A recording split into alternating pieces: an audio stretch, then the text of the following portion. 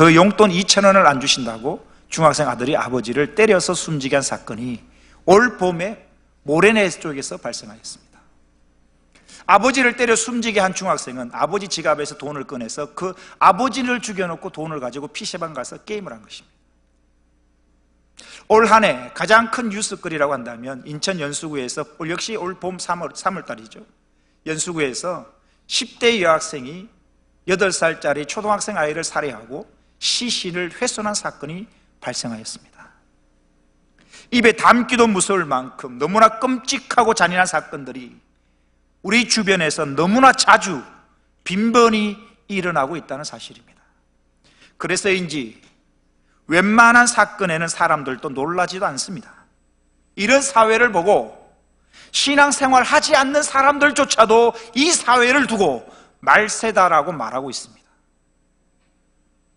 오늘 본문에 보면 말세에 나타나는 현상들이 기록되고 있습니다. 본문 1절을 우리 다 같이 한번 읽어볼까요? 본문 1절입니다. 시작. 너는 이것을 알라. 말세에 고통하는 때가 이르러. 디모데후서는 믿음의 거장 사도 바울이 영적 아들과 같은 디모데에게 선 두 번째 편지가 디모데후서입니다. 즉 바울이 아들과 같은 디모데에게 말합니다. 너는 이것을 알라. 이 말씀은 앞으로 중요한 이야기를 할 테니 디모데야 너는 귀담아 들으라는 것입니다. 그렇다면 디모데가 반드시 알아야만 하는 사건이 무엇인가? 그건 바로 오늘 본문에서 기록되고 있습니다. 다시 3장 1절입니다. 너는 이것을 알라. 말세에 고통하는 때가 이르러. 말세라는 단어가 나옵니다. 이 말세라는 단어를 크게 두 가지로 나눌 수 있습니다. 좁은 의미의 말세가 있고 넓은 의미의 말세가 있습니다. 좁은 의미의 말세는 언제냐 하면 예수 그리스도가 재림하실 때, 예수 그리스도가 재림하시는 그날, 그 마지막 순간을 말세라고 부릅니다. 이것이 좁은 의미의 말세입니다. 반면에 넓은 의미의 말세도 있습니다. 넓은 의미의 말세는 언제냐 하면 예수 그리스도가 2000년 전 베들레헴 마구간에 오신 이후부터 다시 예수님이 재림하실 때까지의 이 기간을 말세라고 합니다. 그러니 지금 우리는 말세의 때를 살아가고 있는 것입니다. 이 말세의 때에 사단은 자신의 최후가 얼마 남지 않았음을 알기에 더욱 극성을 부려서 사람들을 도덕적, 영적 타락으로 몰아가는 시기가 바로 이 말세인 것입니다. 그러므로 믿음을 지키려는 성도들은 이때에 고통을 받을 수밖에 없고, 또한 세상은 더욱 혼란 속에 빠질 수밖에 없는 시기가 바로 지금 이 시기인 것입니다. 이제 2절 이하에 보면 말세의 때에 도덕적, 영적으로 타락한 사람들이 어떤 삶을 사는지, 말세의 때에 망가진 사람들이 어떤 생활을 하는지 19가지의 모습을 기록하고 있습니다. 본문 1절부터 다시 한번 보십시오. 너는 이것을 알라. 말세에 고통하는 때가 이르러. 말세의 때에 사람들이 어떻게 사는가? 2절부터 5절까지 나옵니다. 2절을 보십시오. 다 같이 읽어보겠습니다. 시작. 사람들이 자기를 사랑하며 돈을 사랑하며 자랑하며 교만하며 비방하며 부모를 거역하며 감사하지 아니하며 거룩하지 아니하며. 말세의 때에 나타나는 19가지 목록이 2절부터 5절까지 기록되고 있는데, 가장 먼저 기록되고 있는 것은 사람들이 자기 자신과 돈을 사랑한다는 것입니다. 이것은 사랑해야 할 대상이 바뀌었다는 것을 강조하는 것입니다. 하나님에 의해서 창조된 사람들은 누구를 사랑해야 하는가? 하나님, 예수님은 이렇게 말씀하십니다. 우리가 사랑해야 할 대상이 누구인지를 예수님은 이렇게 우리들에게 알려주고 계십니다. 마태복음 22장 37절 이하입니다. 예수께서 이르시되 내 마음을 다하고 목숨을 다하고 뜻을 다하여 주 너의 누구를? 하나님을 사랑하라 하셨으니, 이것이 크고 첫째 되는 계명이요, 크고 첫째 되는 계명은 하나님을 사랑하는 것입니다. 둘째는 39절입니다. 둘째도 그와 같으니 내 이웃을 내 자신같이 사랑하라 하셨으니 이 두 계명이 온 율법과 선지자의 강령이니라. 여러분 39절을 다시 한번 띄워주십시오. 39절에 보면 이렇게 기록하고 있습니다. 둘째도 그와 같으니 내 이웃을 내 자신같이 사랑하라 하셨으니, 이 절을 보면요, 39절을 보면 우리 자신을 사랑하지 말라는 말씀이 없습니다. 우리 자신도 사랑합니다. 내 자신을 아껴야 됩니다. 하지만 우선적인 게 뭐냐? 네 이웃을 네 몸처럼, 네 자신처럼 사랑하라는 것입니다. 근데 말세의 때는 뭡니까? 이웃은 온데간데 없고 내 자신만을 사랑하는 것입니다. 말세의 때에 사람들은 하나님과 이웃 대신에 자기 자신을 사랑하며 돈을 사랑하게 된 것입니다. 이 말을 바꿔 말하면 사람들이 하나님과 이웃보다는 자기 자신과 돈을 더 사랑하게 될 때, 바로 그때가 세상의 마지막이 가까운 때라는 것을 오늘 본문은 알려주고 있다는 사실입니다. 오늘 우리 시대에 사람들이 사랑하는 것이 무엇인가를 한번 가만히 생각해 보십시오. 어떻게 하면 하나님을 더 사랑할 수 있을까 고민하고 있습니까? 아니면 어떻게 하면 내 이웃을, 내 형제를, 내 지체를 더 사랑할 수 있을까 고민하고 있나요? 아닐 것입니다.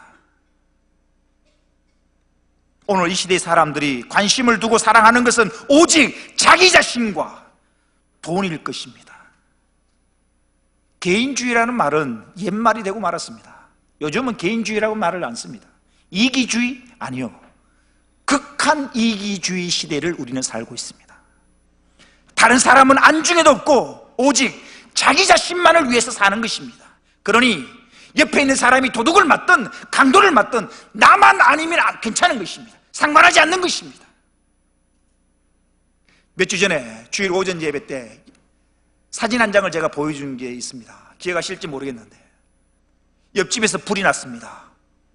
옆집에서 불이 난 것입니다. 소방관이 와서 불을 끄고 있습니다. 지나가는 사람이 옆집에 불나서 소방관이 불 끄고 있는 그 현장 속에서 셀카로, 핸드폰으로 셀카를 찍습니다. 웃으면서 셀카를 찍습니다. 현장 인증사진을 찍는 것입니다. 여러분, 우리 집에 불났으면 그렇게 웃으면서 사진 찍을 겨를 어디 있겠습니까? 우리 집이 아니니까, 남의 집이니까 불이 타든 말든 나는 웃으면서 인증사진을 찍는 것입니다. 이것이 오늘 우리의 모습입니다. 하지만 성경은 그렇게 말씀하지 않습니다. 우리가 어떻게 살아야 되는가? 예수님은 이렇게 말씀을 하십니다. 마태복음 5장 39절 이하입니다. 나는 너희에게 이르노니 악한 자를 대적하지 말라. 누구든지 내 오른편 뺨을 치거든 왼편도 돌려대며 또 너를 고발하여 속옷을 가지고자 하는 자에게는 그 돛까지도 가지게 하며 또 누구든지 너로 억지로 오리를 가게 하거든 그 사람과 심리를 동행하고 내게 구하는 자에게 주며 내게 꾸고자 하는 자에게 거절하지 말라. 이게 주님이 우리에게 가르치신 삶의 모습입니다. 또 돈 때문에 부모도 죽이고요, 돈 때문에 사랑을 맹세하고 살을 부딪히며 사는 부부끼리 남편을 죽이고 아내를 죽이는 이런 끔찍한 모습이 오늘 우리 사회의 모습이라는 사실입니다. 돈이 최고라는 생각 때문에 인간의 존엄성과 가족 간의 혈연도 끊어버리는 것입니다. 2013년도에 초중고 아이들을 대상으로 설문조사를 한 것이 있습니다. 초중고 아이들을 대상으로 정직 지수 조사라는 것을 해보았습니다. 초중고 아이들에게 설문조사를 하는데 무슨 항목을 조사했냐면 여러 가지 항목 중에 이런 질문이 있었습니다. 돈 10억 원이 생긴다면 감옥도 갈 수 있는가? 라는 질문을 하였는데 이 질문에 초등학생 아이들 16%, 중학교 아이 33%, 고등학교 아이 47%가 그렇게 할 수 있다라고 대답한 것입니다. 무슨 말입니까? 돈이 생긴다면 내가 죄를 지을 수 있고 돈이 생긴다면 감옥도 갈 수 있다는 것이 우리 고등학교 아이 2명 중 1명의 생각이라는 것입니다. 너무나 끔찍한 일입니다. 이것이 오늘 우리 아이들의 사고방식이라는 사실입니다. 사람들의 마음에 하나님과 이웃은 온데간데 없고 오직 자기 자신과 돈이 우리들의 마음을 차지해버리고 말았다는 사실입니다.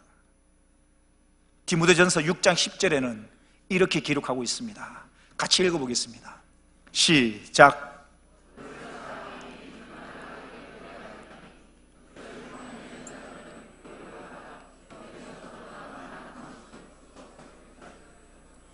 돈을 사랑함이 일만하게 뿌리가 된다 라고 성경에 기록하고 있음에도 우리는 여전히 하나님과 이웃을 사랑하기보다 자기 자신과 돈을 사랑하며 살고 있다는 사실입니다. 이처럼 자기 자신을 사랑하며 돈을 사랑하는 모습은 말세에 나타나는 현상 중 하나라는 것입니다. 오늘 본문 디모데후서 3장 2절 말씀 다시 한번 보십시오.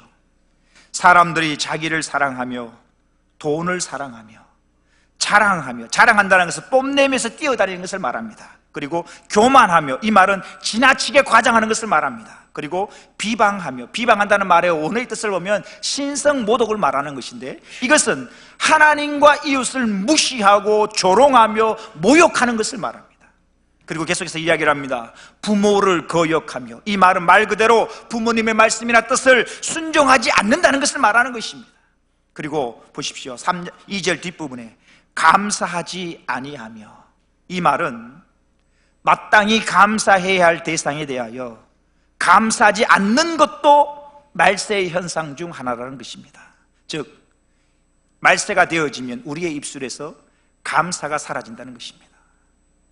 우리는 지난주에 10명의 나병 환자를 예수님께서 고쳐주시는 모습을 보았습니다. 예수님이 아니었다면 나병 환자들은 남은 여생을 질병에 시달리며 또한 사람들에게 버림받은 채 그렇게 살다가 세상을 떠날 수밖에 없었던 사람들입니다. 그럼에도 불구하고 주님이 그들을 불쌍히 여기시사 그들을 고쳐주셨습니다. 얼마나 감사한 일입니까? 마땅히 예수님께 돌아와 감사를 표해야 마땅한 일이지만 9명은 온데간데 없이 1명만이 돌아와서 감사를 한 것입니다. 그래서 예수님이 말씀하십니다. 10명이 다 고침받은 것이 아니냐? 그 9명은 어디 있느냐? 마땅히 감사해야 할 하나님께 감사하지 않는 것, 이것도 종말의 말세의 현상 중 하나라는 사실을 오늘 본문에서 분명히 기록합니다. 말세 때가 되면 감사하지 아니하며, 사랑하는 성도 여러분, 하나님을 모르고 하나님의 놀라운 사랑을 경험해보지 못한 사람들을 그냥 놔두고서 이 자리에 있는 저와 여러분만 한번 생각해 보십시다. 나의 모습만 한번 생각해 보십시다. 이 자리에 있는 우리 모두는 하나님을 알고 하나님을 믿고 있으며 10명의 나병 환자처럼 하나님의 은혜를 입은 사람들입니다. 그런데 과연 내 입술에서 하나님에 대한 감사가 있는지요? 하나님께서 이미 나에게 많은 것을 주셨건만 나에게 주신 것을 잊어버리고 내 손에 없는 것만 바라보고 짜증내고 불평하고 원망하고 있는 것은 아닌지요? 하나님께서 애굽에서 노예로 살고 있는 이스라엘 백성들을 해방시켜 주셨습니다. 얼마나 감사한 일입니까? 남의 나라에서 노예로 살고 있는 그들을 하나님의 강군적인 능력으로 그들을 해방시켜 주신 것입니다. 그리고 그들이 광야에서, 먹을 것 없는 광야에서 굶을까봐 하나님께서 하늘문을 여시고 하늘에서 만나를 내려주셔서 그들을 한 끼도 굶기지 아니하시고 다 먹여주셨습니다. 얼마나 놀라운 사랑과 은혜인지 모릅니다. 노예로부터 구원해 주시고 굶주림으로부터 건져주셨습니다. 100번 1000번 감사해도 부족할 판일 것입니다. 그런데 이스라엘 사람들의 반응이 뭐냐? 민수기 21장 5절에 이렇게 기록합니다. 보십시오. 이때 백성이라는 것은 노예 움직이는 것에 감사해 보셨나요? 내 두 다리로 걸어 다닐 수 있다는 것에 대하여 감사해 보신 적 있나요?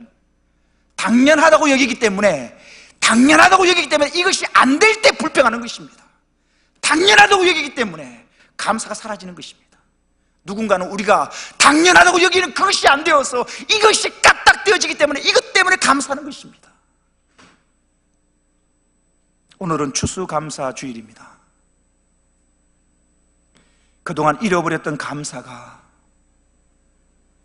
우리의 마음속에서 회복되어지는 이 날이 되어지기를 주의 이름으로 축원합니다. 마지막 말세 때가 되어지면 당연히 감사해야 될 것을 감사하지 아니한다라고 성경은 기록하고 있습니다. 말세의 때에 나타나는 현상, 계속해서 3절부터 계속해서 이렇게 기록합니다. 3절부터 보십시오. 무정하며 원통함을 풀지 아니하며 모함하며 절제하지 못하며 사나우며 선한 것을 좋아하지 아니하며. 3절에 무정하며, 무정하다, 정이 없다는 이야기죠. 우리 한글 성경에 번역되어 있는 이 정이라는 말을 원어의 뜻을 보면 이런 뜻입니다. 동물들의 어미와 새끼 사이에서 이루어지는 본능적인 애정을 말하는 것입니다. 즉 무정하다는 말은 말세에는 부모와 자식 사이에 당연히 있어야 하는 본능적인 사랑마저도 없어진다는 것입니다. 그러니 요즘 우리 사회를 보십시오. 부모가 자녀를 죽입니다. 자녀가 용돈 2,000원 때문에 부부를 죽이는 것입니다. 너무나 끔찍한 무정한 사건들이 벌어지고 있는 것입니다. 3절 계속해서 보십시오. 무정하며 원통함을 풀지 아니하며. 이 말은 어떤 일이 원만하게 풀리지 않아서 앙심을 품고 있는 상태를 말하는 것입니다. 풀지 못하고 앙심을 꽉 품고 있는 것입니다. 이게 원통함을 풀지 아니하며. 모함하며. 이 말은 사랑해야 할 이웃을 사랑하지 못하고 오히려 거짓말로 공경에 빠뜨리는 것을 말하는 것입니다. 절제하지 못하며. 이것은 자신의 감정이나 원초적인 욕망을 다스리지 못하는 것을 말합니다. 그러니 감정대로 해버리고 기분대로 해버리는 것입니다. 절제하지 못하며. 그 다음 보십시오. 사나우며. 사납다는 말은 거칠다는 이야기입니다. 요즘 사람들을 보십시오. 얼마나 거친지 모릅니다. 운전을 하다가 살인까지 일어납니다. 양보하지 않았다는 이유 때문에 차로 들이받기도 하는 것입니다. 얼마나 거친지 모릅니다. 3절 뒷부분에 선한 것을 좋아하지 아니하며. 이 말은 단순히 선한 것을 좋아하지 않는다는 말이 아니라 선한 것을 미워한다는 이야기입니다. 계속해서 말세에 나타나는 현상 4절에는 이렇게 기록합니다. 4절 보십시오. 배신하며 조급하며 자만하며 쾌락을 사랑하기를 하나님 사랑하는 것보다 더하며. 이 배신이라는 단어는 가룟 유다가 예수님을 배신할 때 쓴 단어입니다. 이것은 자신의 이익을 위해서라면 스승이나 부모나 친구를 막론하고 쉽게 저버리는 것을 배신이라고 합니다. 요즘 사회를 보십시오. 배신이 흔합니다. 어제는 친구였지만 오늘은 적이 되어버리고, 어제는 위했지만 사랑했지만 오늘은 배신해버리는 것입니다. 이것이 오늘 우리 사회의 모습인 것입니다. 그 다음 보십시오. 조급하며. 이건 기다리지 못한다는 이야기고요. 자만하며. 이것은 자기 중심적인 성격을 뜻하는 것으로서 자기 사랑에 도취된 이기적인 상태를 말하는 것입니다. 지금까지의 모든 내용은 말세가 되면 사람들이 도덕적, 영적으로 타락해서 나타나는 현상들을 기록하고 있습니다. 그렇다면 이런 타락은 어디에서부터 시작된 것일까? 이 질문에 대한 대답이 4절 후반부에 나옵니다. 4절 다시 한번 다 같이 읽어보겠습니다. 시작. 배신하며 조급하며 자만하며 쾌락을 사랑하기를 하나님 사랑하는 것보다 더하며. 타락이 어디에서부터 시작된 것인가? 여기에 대한 질문이 4절 후반부에 이렇게 답을 하고 있습니다. 쾌락을 사랑하기를 하나님 사랑하는 것보다 더하며. 바로 잘못된 사랑에서 타락은 시작된 것입니다.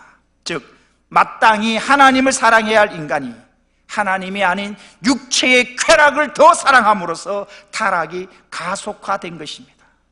마지막 말세의 모습 5절에서는 이렇게 기록합니다. 5절 다 같이 읽어보겠습니다. 시작.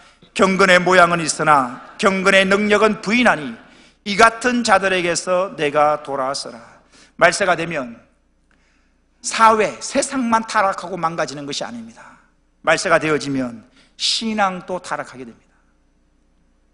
바로 경건의 모양은 갖추고 있으면서 경건의 능력은 부인하는 것으로 신앙생활 가운데 나타나는 것입니다. 사실 여러분, 경건이라는 것은 기독교 신앙의 출발점이자 열매이기도 합니다. 이 경건이라는 것이 뭐냐 하면 이런 것입니다. 내가 예수를 믿는 내면적 믿음이 외면적 행동으로 나타나는 것이 경건입니다. 즉 믿음이 있으면 언어도 달라야 되고 하나님을 두려워하는 마음이 있으면 행동도 달라야 되는 것입니다. 이게 경건으로 나타나는 것입니다. 네 속에 예수 그리스도를 믿는 믿음이 있다면 당연히 그의 말과 행동은 달라져야 하는 것입니다. 이것이 경건으로 나타나는 것입니다. 그런데 말세가 되면 경건의 모양은 있는데 경건의 능력은 없다는 것입니다. 이때 모양이라는 것이 뭐냐면 알맹이가 없는 껍데기를 말하는 것입니다. 즉 말세의 때가 되면 알맹이가 없는 가짜 경건이 판을 친다는 것입니다. 그렇다면 경건의 알맹이는 무엇일까? 이 경건의 알맹이를 오늘 본문에서는 경건의 능력이라고 표현하고 있습니다. 이 경건의 능력이라는 것은 경건의 생활화 또는 말씀대로 사는 삶을 경건의 능력이라고 부릅니다. 경건의 능력, 즉 경건의 삶이 없는 사람은 아무리 그럴듯한 경건의 모양을 갖추고 있다고 할지라도 그것은 가짜인 것입니다. 말세 때가 되면 신앙생활도 변질되는데 바로 모양만 그럴듯하고 삶이 없는 쭉정이들이 많다는 것입니다. 그래서 사도 바울은 아들과 같은 디모데에게 이렇게 명령을 합니다. 너는 이 같은 자들에게서 돌아서라. 말씀을 마칠까 합니다. 오늘은 추수감사 주일입니다. 지난 1년간의 삶을 돌이켜보며 내 입술에서 얼마나 하나님을 향한 감사가 있었는지요. 여러분, 오늘 저와 여러분이 이 자리에 이렇게 앉아 있을 수 있다는 것은 굉장한 은혜입니다.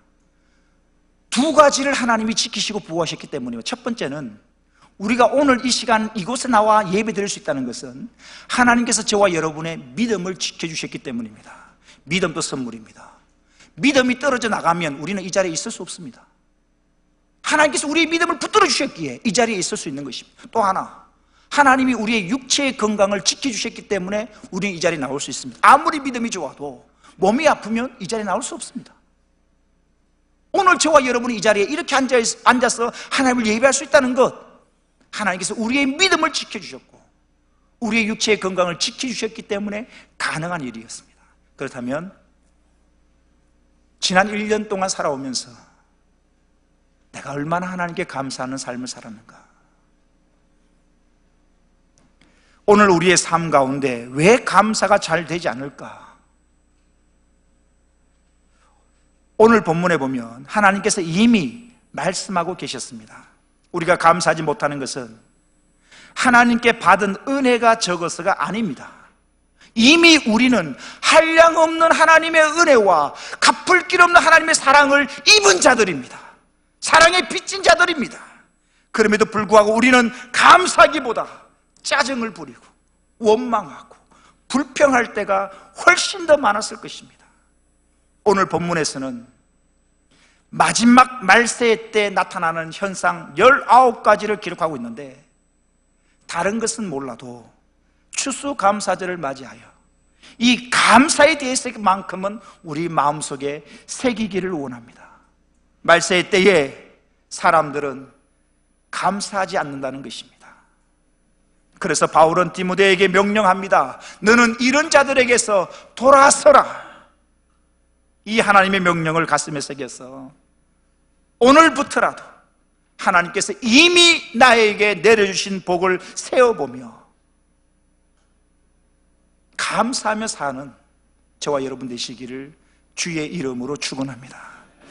우리 영상을 하나 간단히 보고 기도하고 말씀을 마칠까 합니다.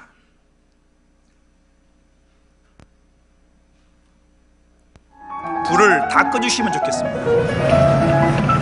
2000년 7월 30일 밤에 일어난 일이었습니다. 대학 4학년이었던 지선이는 학교로 데리러 온 오빠의 차를 타고 집으로 가고 있는 중이었습니다. 오빠, 내일은 친구도 만나야 되고 성가대 연습도 있고 할 게 너무 많아. 지선아, 너 시험 시험해. 어디서 사고 났나 보네? 그러게. 지선아! 지선아! 지선아! 나를 불러주세요! 구급차! 구급차!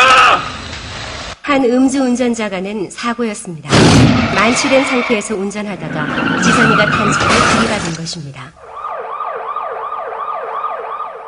다행히 오빠는 무사했지만 지선이는 온몸의 반 이상이 3도 화상을 입게 되었습니다. 처음엔 살 가망이 없어 보였습니다. 사고 후 7개월 동안 무려 11번의 대수술. 지선은 처음엔 딱지가 떨어지면 원래의 얼굴로 돌아갈 줄 알았습니다. 그러나 더 이상 곱던 예전의 얼굴은 찾을 수가 없었습니다.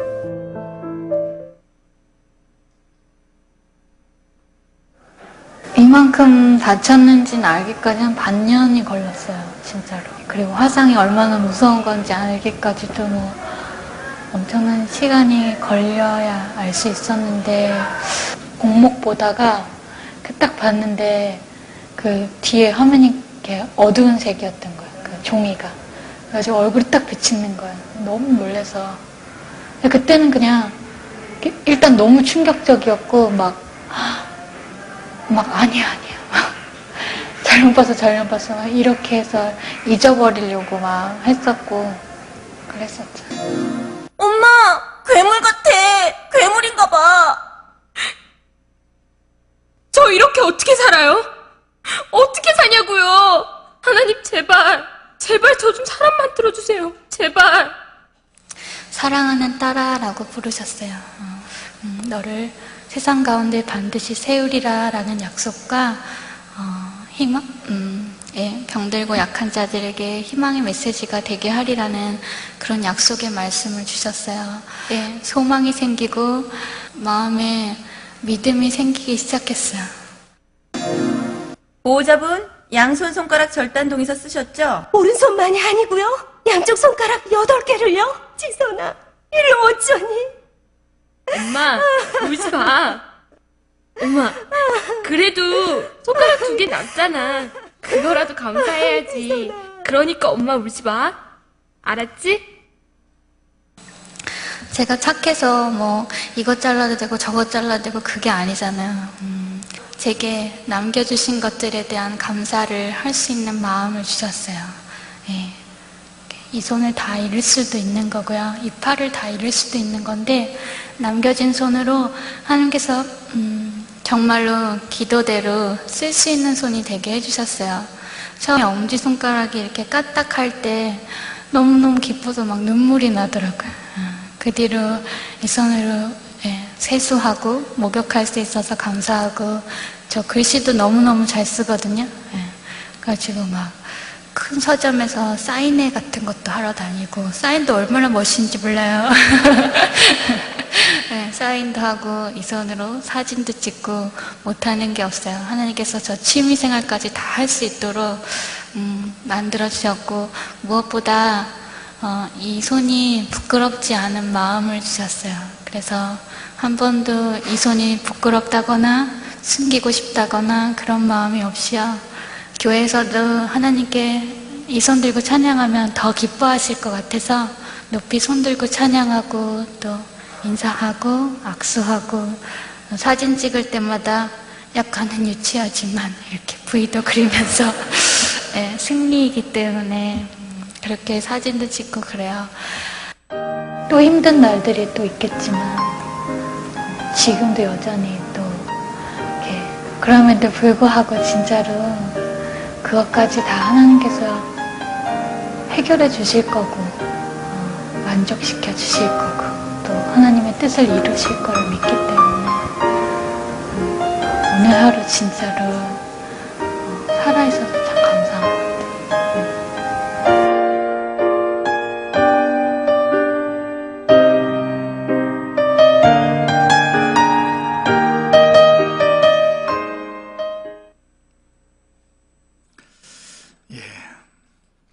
말씀을 준비하면서 영상을 보고 또 보고 했습니다. 뒤에 나왔지만 이지선 씨의 감정은 그렇습니다. 잃어버린 것을 보고 원망하는 것보다 남겨주신 것을 바라보고 감사하는 삶이었습니다. 사랑하는 성도 여러분, 내게 없는 것을 보고 내가 잃어버린 것을 바라보면 감사가 되지 않습니다. 하나님께서 이미 나에게 내려주셨고 어려운 가운데서도 이미 나에게 남겨주신 것을 바라보시고, 이제는 불평과 원망과 짜증내는 사람이 아니라 이제는 감사하며 사는 저와 여러분 되시기를 주의 이름으로 축원합니다. 이지선 씨의 마지막 간증이었습니다. 하나님, 오늘 하루 살아있어서 감사합니다. 이러한 감사가 회복되어지기를 주의 이름으로 축원합니다. 기도하겠습니다.